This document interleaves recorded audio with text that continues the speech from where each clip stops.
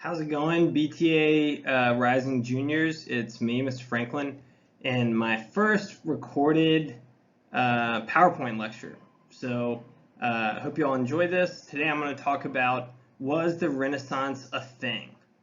As historians, one of the things that we're going to come across this year in AP Euro is historical debates, theses that different historians make about the relevancy or accuracy of certain categorizations of history. So the Renaissance, usually we think of this being between the 1400s and 1600s in Europe. Some people argue that it wasn't really a thing, that it was essentially a continuity of the process of gradual modernization and secularization in medieval Europe. So today we're going to look a little bit at both sides of this argument. All right, one of the main arguments for continuity is that Western Europe had access to Aristotle. So Aristotle was an ancient Greek philosopher. He was the pupil of Plato and the teacher of Alexander the Great, amongst many others. And Thomas Aquinas was the medieval scholar who really popularized the study of Aristotle. And essentially what Aquinas and other medieval philosophers did is they took Aristotle, put it next to the Bible, and used Aristotle to support what they interpreted as biblical truth. And they really liked Aristotle's idea that you could reason your way to scientific discoveries, or you could reason your way to truths about the natural world. So it was a very unempirical process for discerning truth. Another argument for continuity from the Middle Ages to the Renaissance is the transition that art underwent. So Gothic art, when we think about the great cathedrals of Europe, we're usually talking about Gothic art from anywhere from the 12th to the 15th centuries. This here on the slide is an example of statuary from Chartres Cathedral from 1145. And we can see how it's pretty stilted, not very lifelike. But then as the Gothic period continues, we see this gradual transition to more lifelike depictions of human beings, more fluid. And in this example from Rem, forgive my pronunciation, we actually see the evolution of statuary within the 150-year period through which the cathedral was constructed. If we look at the statues to the left, they look a little bit more lifelike than the ones from Chartres Cathedral. And then the statues on the right, we've got some really interesting stuff going on. We've got this, the wet drapery right here, and we can see the contours of the knee. And so we see Western art kind of coming alive during this period of the Middle Ages. And by the time we get to the late Middle Ages, or what some people call the early Renaissance, we get very lifelike depictions of human beings. So this is a statue of Jesus. If we can see really detailed musculature and ribs, we see really individualistic facial expressions, right? We see the pathos on the Man of Sorrows. Pathos means like intense feeling. And you know, if you asked a lot of people to identify this, they'd probably say it's a Renaissance statue or even a post-Renaissance statue. But it is in fact a product of the late Middle Ages. Another argument for continuity between the medieval period and the so-called Renaissance is some groundbreaking philosophers, including Peter Abelard, who's actually an early medieval thinker, and William of Ockham, a kind of high medieval thinker from England. Abelard was a professor in Paris. I'm not going to go into a lot of detail about him, but he was important for essentially questioning the status quo. He had a strong belief in the power of reason.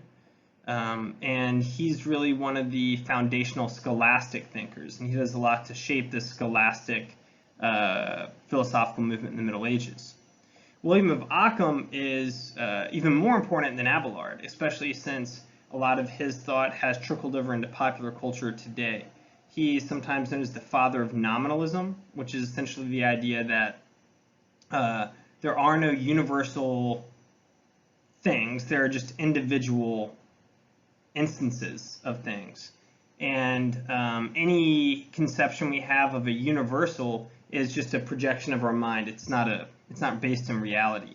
And that's kind of important because it starts to undermine the scholastic faith in pure reason as a means for determining truth that we got from Aristotle.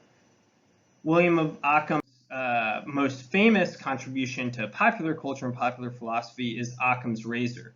And this is essentially the idea that if you have two explanations for a circumstance, the explanation that requires the least amount of assumptions and is essentially the simplest is probably true.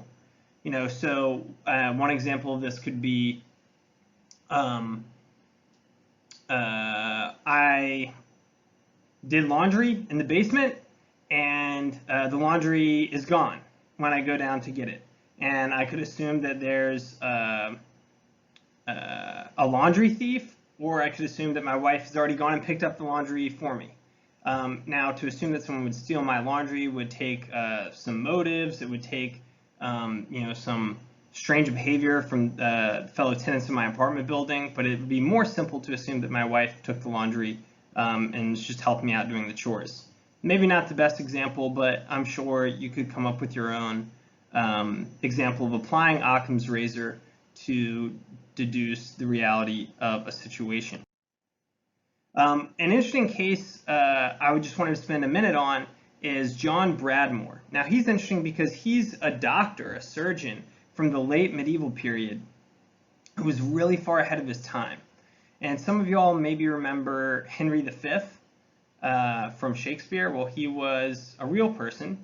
And before he was Henry V, he was Henry, Prince of Wales. In 1403, he fought in a battle called Shrewsbury, and he got an arrow, as you can see from this kind of recreation. He got an arrow lodged in his face, and the tip of the arrow was actually just centimeters away from his vertebrae and the base of his skull. So John Bradmore saved William's life, invented a tool to extract this arrowhead, and then sterilized it using alcohol and honey. John Bradmore wrote the Philomena, which is one of the first surgical texts that we have that explains how to do surgery and why it works. And he was so far ahead of other doctors at his time, the official court doctors of the royal family in England, he referred to them as lewd, chattering leeches. Now, I bring up John Bradmore because sometimes when people think about the Middle Ages, they make a caricature of this time and say that it was a time of total ignorance and darkness, and that people were totally inept until the Renaissance came along.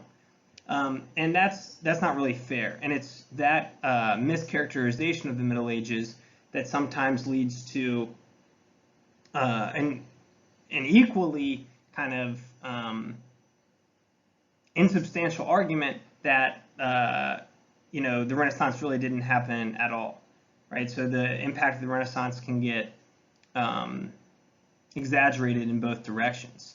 But throughout all human time, there are people that just kind of get it, and there are people that are ahead of the curve. And John Bradmore was one of those people who was a better surgeon than England was going to get for a couple hundred years.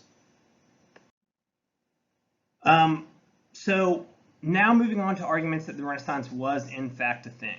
And one of the most important arguments for the lack of continuity between the Middle Ages and the Renaissance in Western Europe is the rediscovery of ancient Greek in Western Europe. Now, I'm not going to just read from the slide for you, but you can look at that on your own. Manuel Chrysoloras was the first teacher of ancient Greek in Western Europe in almost 1,000 years. After the Byzantine Empire fell in Italy, people really were not speaking Greek, learning Greek, were not reading any original Greek literature in Italy, and definitely not in France, England, Germany, or Spain. And it's this reintroduction of Greek that is so important because it's something that's very tangible and concrete that is a major shift in how Western Europeans accessed ancient wisdom.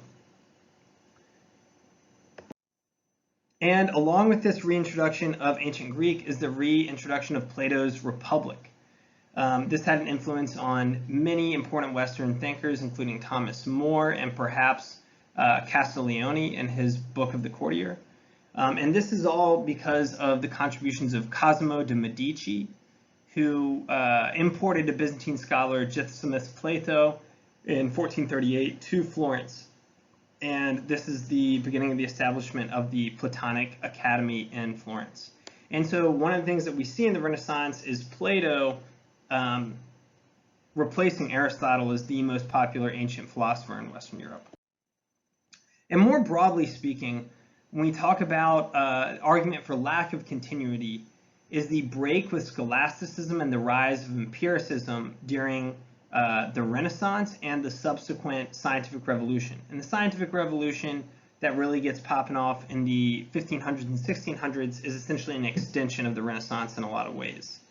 And we're going to see people like Leonardo da Vinci who really observe nature, and they use kind of the beginnings of empiricism, learning truth through observation, not learning truth through reason alone and sitting in your armchair. And we see that in a lot of his notebooks and very famously in his Vitruvian Man sketch. But then we also see that with Copernicus, who in the 1500s comes up with the idea of the heliocentric theory, or that the sun is actually at the beginning, at the middle of the solar system instead of the Earth. Now, it takes a while for these early empiricists to really catch on, and someone like Leonardo da Vinci, who's active in the late 1400s, early 1500s, didn't really contribute to the scientific revolution because he was an isolated genius.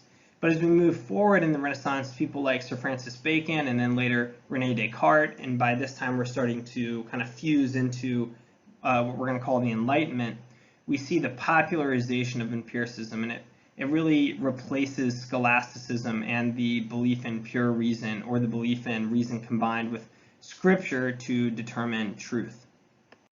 So what's the takeaway from all this? This is my opinion. Obviously, there are a lot of scholars who disagree on one side or the other. But I think when we're thinking about why the Renaissance is important, it's not because it was a complete revolution from the Middle Ages, which some people say was a time of darkness and ignorance. It's more of an uneven evolution. We can think that in Western Europe, things are slowly evolving to a more secular and scientific and empirical way of learning about the world and portraying the world through art and literature. But that evolution happens in starts and fits, and sometimes it goes backwards, and sometimes it takes drastic leaps towards secularization and empiricism, such as in Florence in the late 1400s, early 1500s. But for the most part, it's going to be gradual, and then in certain locales, there's going to be these jumps.